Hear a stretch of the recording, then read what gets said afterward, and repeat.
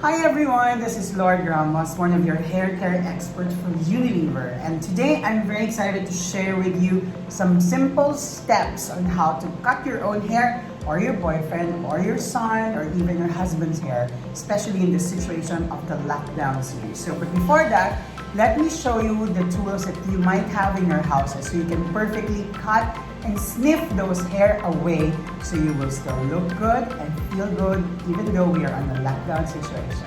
Watch for it.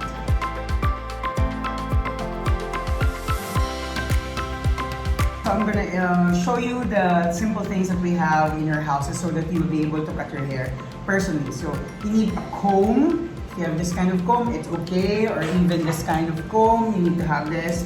And then you need, of course, your scissors. If you have a nice sharpened scissor, you'll find. If you have a thinning scissor, very good. And of course, for guys, they need the clippers or the razors. Okay? And then of course, baka meron your sister or your wife or your girlfriend have this kind of clips or even the clump. Now, people would tell me, we don't have cutting tapes. Well, let's be resourceful. Let's use garbage trash can plastic as your tape. But of course, you need to have at least a powder and water spray. Yung mga old na lagayan ng pabango, you can use it as water spray. Then you can use your makeup brushes from your girlfriend and a towel. So let me start to show you how to perfectly cut your hair step by step. Before cutting your hair, be sure that you already shampooed and conditioned your hair. One of the best shampoo that I may recommend to you now for this kind of situation is Dove for Men.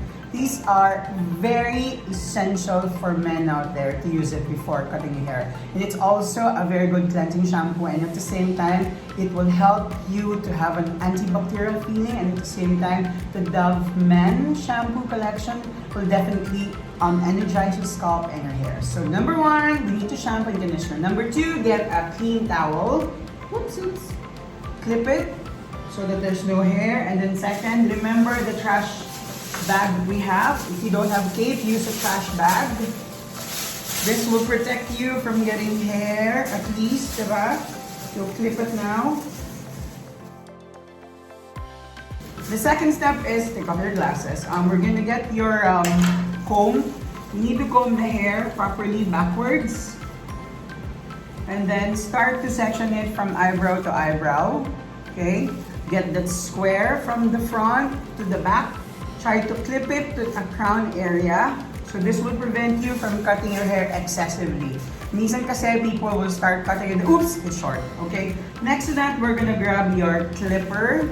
If you have a gadget, number one, perfect. That will definitely protect your hair from overshaving it. So next is we're going to cut your hair on the right side part. So grab your comb and start razor clipping it over there.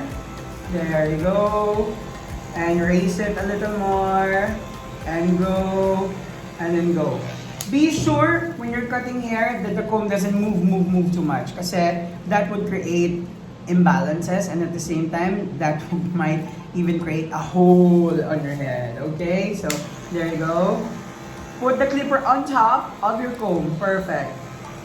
And perfect. And then that's it.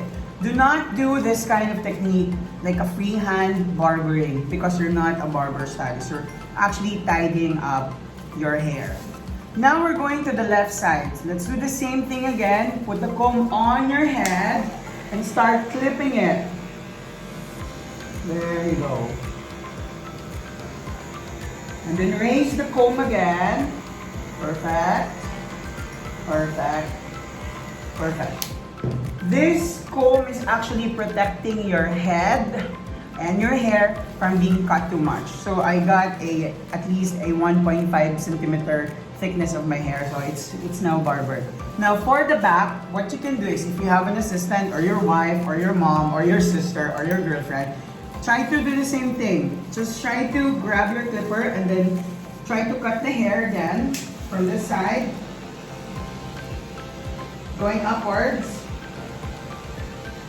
Without moving the comb. Kasi if you move the comb, what's gonna happen is you're gonna create a hole. And that's a big problem, okay? So until we finish further, the top area. There you go. So that is the front, the back, the sides of the right, and the sides of the left. on the last part of cutting your own hair, try to take out the clip from the crown area, try to comb it, and then try to lift it together. As you lift your hair, what you do is try to capture the first part in front and cut the amount or the length that you wanted to take out. Me, I wanted to take out just 1/4 inch. So there you go, okay? Next to that, I'll comb again. And then try to look in the mirror and cut 1/4. And do it again. There you go. The very reason that I am doing this is I start normally parting the hair and sectioning it in the middle. The middle part will be my base guideline on how short and how thick my hair will be. So I started in the middle, as you notice. Then after that, I'm going to my left side, making sure that everything is even, okay? Now, if you want a little of texture, this is what you're going to do. For people like me who wants a little style on the hair, what I do is I grab my hair again and try to point cut it on top. So that would give me, you know, like spikes and texture. So let's do it again. So cut it, point cutting your hair with your scissors. And do it again on the other side. There you go, we're almost done. Okay, so we're gonna grab some powder.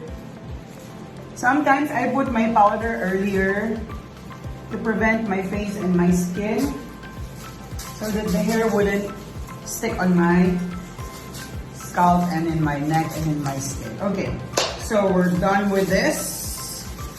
Take it out.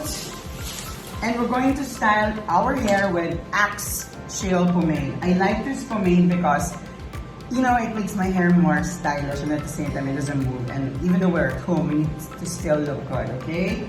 So little application of my pomade. Just have to warm it with your hands. And then I wanted like a clean look because I'm gonna be moving around. So we're gonna apply the pomade, the Axe Chill pomade on my hair. And I will definitely use a bigger comb or a brush to keep it sleek and chic. Wow. So even though if you're locked down at home, you feel good, you look good, and this is very nice hairstyle for you. So I hope you learned something from me today. This is Lourd Ramos, your hair care expert. Watch out for another series. Stay safe and stay home. Bye.